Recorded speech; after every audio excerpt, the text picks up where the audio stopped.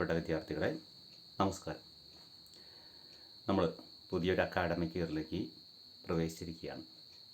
എല്ലാവർക്കും ഫിസിക്സിൻ്റെ ലോകത്തിലേക്ക് സ്വാഗതം. നമുക്ക് ഈ വർഷം 15 ചാപ്റ്ററാണ് പഠിക്കാനുള്ളത്. അതിലാദ്യത്തെ ഏറ്റവും ചെറുതും പഠിക്കാൻ എളുപ്പമുള്ളതുമായ ഒരു ചാപ്റ്ററാണ് ഫിസിക്കൽ വേൾഡ് എന്ന് പറയുന്നത്. ഇതാണ് നമ്മൾ ഇന്ന് കാണാൻ പോകുന്ന വീഡിയോ. ഫിസിക്സിനെ കുറിച്ച് എന്തറിയാം? നമ്മൾ പെട്ടെന്നൊരു ചോദ്യം ചോദിക്കാൻ വിചാരിക്കും, വാട്ട് ഈസ് ഫിസിക്സ്? എങ്ങനെ ഉത്തരം പറയും? എനിക്ക് തോന്നുന്നു നമ്മൾ വളരെ ചെറുപ്പത്തിലെ മുതലേ LKG മുതലേ തന്നെ വേണമെങ്കിൽ പറയാം, നമ്മൾ ഫിസിക്സ് പഠിക്കുന്നുണ്ട്. പക്ഷേ ഫിസിക്സ് എന്നുള്ള ഒരു നാമധേയത്തിലല്ല നമ്മളതിനെ കേട്ടുകൊണ്ടിരുന്നത്, നമ്മൾ അതിനെ ശ്രവിച്ചുകൊണ്ടിരുന്നത്. മറിച്ച് സയൻസ് എന്നുള്ള ഓമനെ പേരിട്ടോ, അല്ലെങ്കിൽ കുറച്ചുകൂടെ സ്പെസിഫിക്കിന് പകരം കുറച്ചുകൂടെ ജനറലൈസ്ഡ് ആയിരിക്കും നമ്മൾ ഫിസിക്സിനെ കണ്ടിട്ടുണ്ടായിരിക്കും. അപ്പം അന്നു മുതലേ ഏകദേശം 10 വർഷമായി നമ്മൾ കേട്ട് തുടങ്ങിയിട്ട് ഫിസിക്സ് എന്നുള്ള ഒരു സംഭവം. പക്ഷേ പെട്ടെന്നൊരാളൊരു ചോദ്യം ചോദിക്കുന്നു, എന്താണ് ഫിസിക്സ്, എന്താണ് ഭൗതികശാസ്ത്രം എന്ന് ചോദിച്ചാൽ പെട്ടെന്ന് നമുക്ക് പറയാൻ പറ്റുമെന്ന് എനിക്ക് തോന്നുന്നില്ല.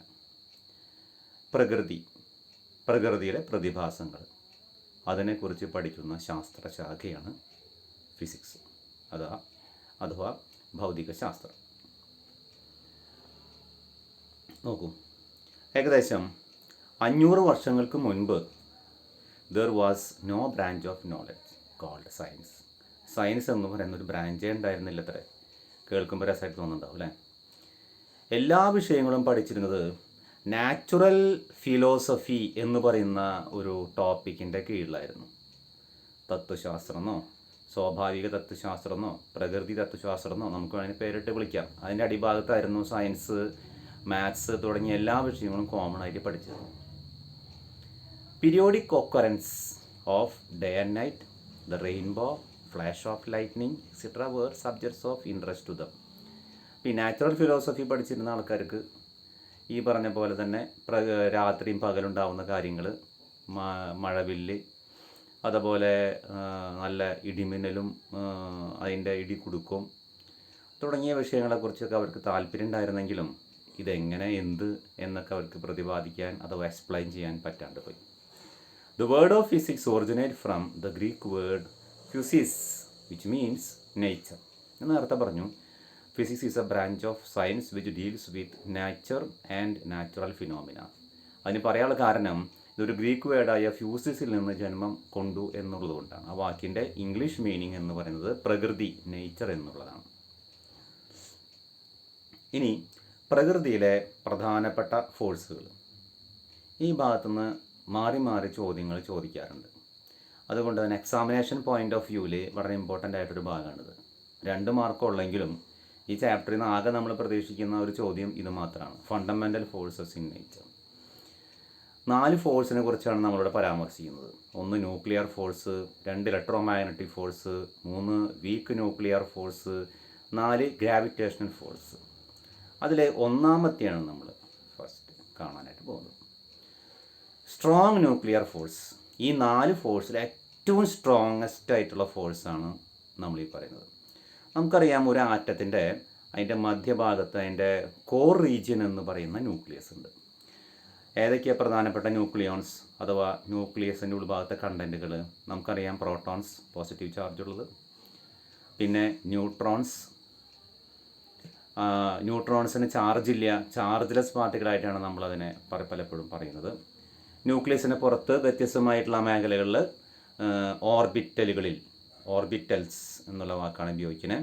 അവിടെ ഇലക്ട്രോൺസാണ് റിവോൾവ് ചെയ്യുന്നത്. ഇപ്പോൾ ന്യൂക്ലിയസിൻ്റെ ഉൾഭാഗത്ത് നമ്മൾ പെട്ടെന്ന് പറയുകയാണെങ്കിൽ പ്രോട്ടോൺസ്, ന്യൂട്രോൺസ് മാത്രമാണ്. സബ് ആറ്റമിക് ഒരുപാട് പാർട്ടിക്കിൾസൊക്കെ വേറെ ഉണ്ട്, നമുക്ക് പിന്നീട് വിശദമായിട്ട് കാണാം. അതിൽ പ്രോട്ടോണിൻ്റെ കേസ് മാത്രം എടുക്കും. ന്യൂട്രോൺ ഇടാൻ കാരണം ന്യൂട്രോൺ ചാർജ്ലെസ് പാർട്ടിക്കിളാണ്. എന്താണ് പ്രോട്ടോണിൻ്റെ ചാർജ്? Positive charge. ഇപ്പോൾ ഒരു 2 പ്രോട്ടോൺ മാത്രമുള്ള ഒരു ആറ്റം പരിഗണിക്കൂ. ഉദാഹരണം ഹീലിയം. 2 പ്രോട്ടോണിനും പോസിറ്റീവ് ചാർജാണ്.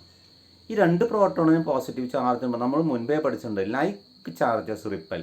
ഒരേപോലുള്ള ചാർജുകൾ എന്ത് ചെയ്യും? പരസ്പരം വികർഷിക്കും. അപ്പോൾ ഈ 2 പ്രോട്ടോണും പരസ്പരം വികർഷിക്കേണ്ടതായിരുന്നു. അപ്പോൾ 2 ധ്രുവങ്ങളിൽ പോയി നിൽക്കേണ്ടതായിരുന്നു. ന്യൂക്ലിയസിൻ്റെ ഉൾഭാഗത്ത് ഏതെങ്കിലും ഒരു പ്രോട്ടോണിനെ പോസിബിലിറ്റി ഉണ്ടായിരുന്നുള്ളൂ. ചിലപ്പോൾ വഴക്കും വാക്കാണടിച്ച് 2 പ്രോട്ടോണും പുറത്തേക്ക് തറവാടിന് പുറത്തേക്ക് പോകേണ്ട അവസ്ഥയും വന്നേനെ. പക്ഷേ ഈ 2 പ്രോട്ടോണും വളരെ അടുത്ത്, വളരെ ക്ലോസ് ആയിട്ട് ഒരു റിലേഷൻ കൊണ്ട്, അഥവാ ഒരു ഫോഴ്സ് കൊണ്ട് അവർ ബന്ധിതരാണ്. ഈ ഫോഴ്സാണ് സ്ട്രോങ് ന്യൂക്ലിയർ ഫോഴ്സ്. ഈ സ്ട്രോങ് ന്യൂക്ലിയർ ഫോഴ്സിനെ കുറിച്ച് ഞാനൊരു എക്സാമ്പിൾ പറയട്ടെ. ഒരു ആറ്റത്തിൻ്റെ ന്യൂക്ലിയസിൻ്റെ ഉൾഭാഗത്തു നിന്ന് ഒരു പ്രോട്ടോണിനെ, നമുക്കറിയാം കണ്ണിലിട്ട കാണാത്ത വസ്തുവാണ് ഒരു പ്രോട്ടോൺ, അതും ഒരു കയർ കെട്ടിയെന്ന് വിചാരിക്കും. ഒരു എക്സാമ്പിൾ പറയുന്നതാണ്, കുറച്ച് എക്സാജറേഷൻ ഉണ്ടെന്ന് കൂട്ടിക്കോളൂ. അതും ഒരു കയർ കെട്ടി, എന്നിട്ട് ഇന്ന് ഭൂമി മലയാളത്തിലുള്ള സകലമാന 300 കോടി ജനങ്ങളും കയറിൻ്റെ ഇപ്പുറത്ത് പിടിച്ചു വലിക്കാൻ തുടങ്ങി. എന്തിനാ? ഈ പ്രോട്ടോണിനെ ന്യൂക്ലിയസിൻ്റെ ഉൾഭാഗത്ത് പുറത്ത് കൊണ്ടുവരാൻ. പക്ഷേ അൺഫോർച്ചുനേറ്റ്ലി നമുക്കത് സാധിക്കില്ല. അത്രയും വലിയൊരു ഫോഴ്സ് കൊണ്ട് ആ പ്രോട്ടോൺ ന്യൂക്ലിയസുമായിട്ട് ബൈൻഡ് ചെയ്യപ്പെട്ടിരിക്കുന്നു. എന്ന് വെച്ചാൽ 300 കോടി ജനങ്ങളുടെ പരിശ്രമം വൃഥാവിലായി എന്നർത്ഥം. അത്രയും വലിയ ഫോഴ്സാണ്. അതാണത്. അപ്പോൾ നമുക്കൊന്ന് വായിച്ചു നോക്കാം. Strong nuclear force binds protons and neutrons in a nucleus. It is generally attractive and may be repulsive as well. It is charge independent. ചാർജുമായി സാധാരണ എല്ലാ ഫോഴ്സും ചാർജ് ഡിപ്പെൻഡൻ്റ് ആണ്. ഉദാഹരണം പോസിറ്റീവും നെഗറ്റീവും അട്രാക്റ്റ് ചെയ്യും, നെഗറ്റീവും റിപ്പൽ ചെയ്യും, പോസിറ്റീവും റിപ്പൽ ചെയ്യും. പക്ഷെ ഇവിടെ ഇത് ചാർജ് ഇൻഡിപെൻഡൻ്റ് ആണ്. ഏത്? Strong nuclear force is purely a charge independent force. അടുത്ത point, nuclear forces are short range. Short range എന്ന് പറയുന്നത് എന്താ ഉദ്ദേശിക്കുന്നത്? ആ ന്യൂക്ലിയസിൻ്റെ ഉൾഭാഗത്ത് മാത്രമേ ഈ ഫോഴ്സ് എക്സെപ്റ്റ് ചെയ്യാൻ പറ്റുള്ളൂ. ഒരു പ്രോട്ടോൺ ന്യൂക്ലിയസിൻ്റെ ഉൾഭാഗത്തും ഒരെണ്ണം ഇലക്ട്രോൺ കറങ്ങുന്ന ഓർബിറ്റിലുമാണെങ്കിൽ അവ തമ്മിൽ ഈ അട്രാക്റ്റീവ് ഫോഴ്സ് കാണില്ല, ഈ സ്ട്രോങ് ന്യൂക്ലിയർ ഫോഴ്സ് കാണില്ല. അഥവാ ഈ ന്യൂക്ലിയർ ഫോഴ്സുകൾ എക്സിസ്റ്റ് ചെയ്യുന്ന 2 പാർട്ടിക്കിൾസ് തമ്മിലുള്ള ഡിസ്റ്റൻസ് 10⁻⁻15 മീറ്ററാണ്. എന്ന് വെച്ചാൽ തൊട്ടില്ല എന്നുള്ള മട്ടിലാണ് ഈ 2 പ്രോട്ടോൺസും അല്ലെങ്കിൽ ഒരു പ്രോട്ടോണും ന്യൂട്രോണും തമ്മിലിരിക്കുന്ന അർത്ഥം. വളരെ ചെറിയ ഡിസ്റ്റൻസ് കൊണ്ട് വേർതിരിക്കപ്പെട്ടിട്ടുള്ള വസ്തുക്കളാണ് അവ. ഇതാണ് സ്ട്രോങ് ന്യൂക്ലിയർ ഫോഴ്സിനെ കുറിച്ച് നമുക്ക് പറയാനുള്ളത്. 2, ഇലക്ട്രോമാഗ്നറ്റിക് ഫോഴ്സ്. നേരത്തെ പറഞ്ഞതിന് വ്യത്യസ്തമായി ഇതിൽ പറയാനുള്ള ഏറ്റവും വലിയ രസകരമായിട്ടുള്ള കാര്യം എന്ന് പറയുന്നത് ചാർജ് ഡിപ്പെൻഡൻ്റ് ആണ്. എന്നാൽ അതേസമയം നേരത്തെ പറഞ്ഞ പോലെ ഇത് അട്രാക്റ്റീവ് ആണ് ആസ് വെൽ ആസ് റിപ്പൾസീവ് ആണ്. ഇവ ചാർജ്ഡ് പാർട്ടിക്കിൾ തമ്മിലുള്ള ചാർജ്ഡ് പാർട്ടിക്കിൾ, ഉദാഹരണം ചാർജ്ഡ് പാർട്ടിക്കിൾ എന്ന് പറയുമ്പോൾ ഇലക്ട്രോൺ, പ്രോട്ടോൺ, അവ തമ്മിലുള്ള അട്രാക്റ്റീവ് ഓർ റിപ്പൾസീവ് ഫോഴ്സാണ് ഇലക്ട്രോമാഗ്നറ്റിക് ഫോഴ്സ് എന്ന് പറയുന്നത്. Electromagnetic force governs the structure of atoms and molecules. It is about 100 times weaker than strong nuclear force. Strong nuclear ഫോഴ്സിനേക്കാളും 100 മടങ്ങ് കുറവാണ് ഇലക്ട്രോമാഗ്നറ്റിക് ഫോഴ്സ്. പക്ഷേ റേഞ്ച് നമ്മൾ നേരത്തെ പറഞ്ഞു, strong nuclear force short ranged ആണ്. പക്ഷേ ഇതിൻ്റെ റേഞ്ച് ഇൻഫൈനൈറ്റ് ആണ്. Okay. However the effective range is limited. Infinite റേഞ്ചൊക്കെ പറയുന്നുണ്ടെങ്കിലും ഒരു നേരം പോക്കിന് പറയാമെങ്കിലും ഒരു എന്താ പറയുക, ഒരു നേരം പോക്കിന് ഒരു സംഭവം പോലെ നമ്മൾ പറഞ്ഞെങ്കിലും പക്ഷേ ഇഫക്റ്റീവ് റേഞ്ച് ഷോർട്ട് റേഞ്ച് തന്നെയാണെന്ന് അർത്ഥം. 3, വീക്ക് ന്യൂക്ലിയർ ഫോഴ്സ്. 2ാമത്തെ ഫോഴ്സ് ഏതായിരുന്നു? Electromagnetic force. 3ാമത്തെ വീക്ക് ന്യൂക്ലിയർ ഫോഴ്സ്. ഇവിടെ നോക്കൂ, ബീറ്റ ഡീക്കെ എന്ന് കേട്ടിട്ടുണ്ടോ? ഹെവി മാസീവായിട്ടുള്ള മിക്കവാറും എല്ലാ എലമെൻസും അൺസ്റ്റേബിൾ ആണത്രേ. നിങ്ങൾ കെമിസ്ട്രി ഒക്കെ പഠിക്കുമ്പോൾ മൂലകത്തിൻ്റെ എലമെൻസിൻ്റെ സ്റ്റെബിലിറ്റിയെ കുറിച്ചൊക്കെ വളരെ വിശദമായി താഴ്ന്ന ക്ലാസ്സിൽ പഠിച്ചിട്ടുണ്ടാകുമെന്ന് ഞാൻ വിചാരിക്കുന്നു. അതിൽ ഏറ്റവും അൺസ്റ്റേബിൾ ആയിട്ടുള്ള മൂലകങ്ങൾ എന്ന് പറയുന്നത് ഹെവി മാസീവായിട്ടുള്ള എലമെൻസ് ആണ്. അങ്ങനെയുള്ളവ സ്വതവേ അൺസ്റ്റേബിൾ ആയതുകൊണ്ട്, അസ്ഥിരമായ ഒരു ന്യൂക്ലിയസ് ഉള്ളതുകൊണ്ട് അവ സ്ഥിരമായ, അതായത് ഒരു സ്റ്റെബിലിറ്റി കൈവരിക്കാൻ എപ്പോഴും പരിശ്രമിച്ചുകൊണ്ടിരിക്കും. അതിന് പല മാർഗ്ഗങ്ങളുണ്ട്. ആൽഫ ഡീക്കെ, ബീറ്റ ഡീക്കെ, ഗാമ ഡീക്കെ തുടങ്ങിയ ഒരുപാട് റേഡിയേഷൻസ് ഒക്കെ എമിറ്റ് ചെയ്യും. അതൊക്കെ നമുക്ക് അടുത്ത വർഷം സെക്കൻഡ് വളരെ വിശദമായിട്ട് ന്യൂക്ലിയസ് എന്ന് പറയുന്നൊരു ചാപ്റ്റർ ഉണ്ട്, നമുക്ക് അവിടെ പഠിക്കാം.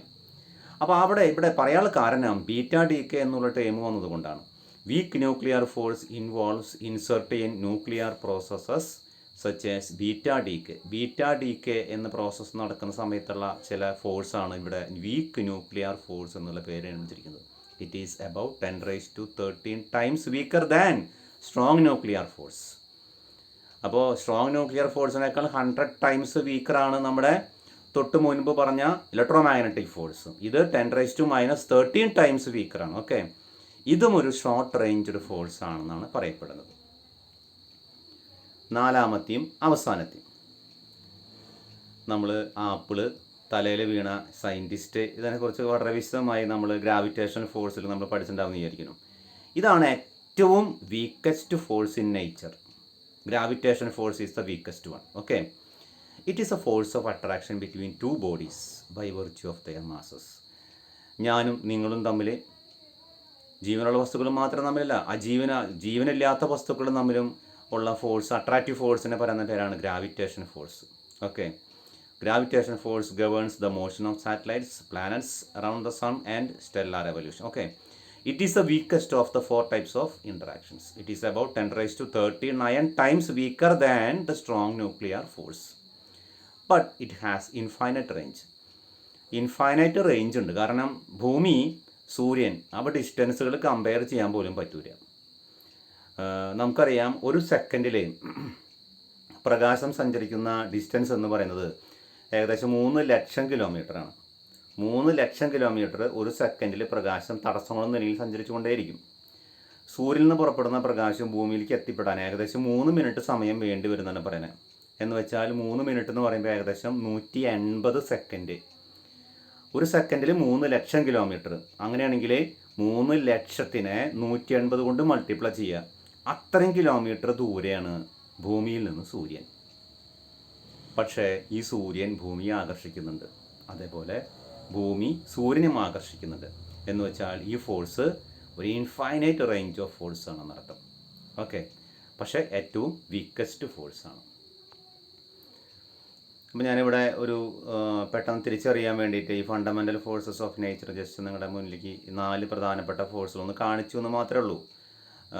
നമുക്കറിയാം, ഏറ്റവും സ്ട്രോങ് ഇൻട്രാക്ഷൻ ഉള്ളത് ന്യൂക്ലിയർ ഫോഴ്സാണ്. അതിന് താഴെ ഇലക്ട്രോമാഗ്നറ്റിക് ഫോഴ്സ്, അതിന് താഴെ വീക്ക് ന്യൂക്ലിയർ ഫോഴ്സ്, ഏറ്റവും താഴെയാണ് ഗ്രാവിറ്റേഷൻ ഫോഴ്സിൻ്റെ സ്ഥാനം എന്ന് പറയുന്നത്. അപ്പോൾ നമുക്ക് മറ്റൊരു ക്ലാസ്സുമായി നമുക്ക് ഉടൻ തന്നെ കാണാൻ പറ്റും എന്നുള്ള വിശ്വാസത്തിൻ്റെ പുറത്ത് തൽക്കാലം നമ്മൾ അവസാനിപ്പിക്കുന്നു. Thank you.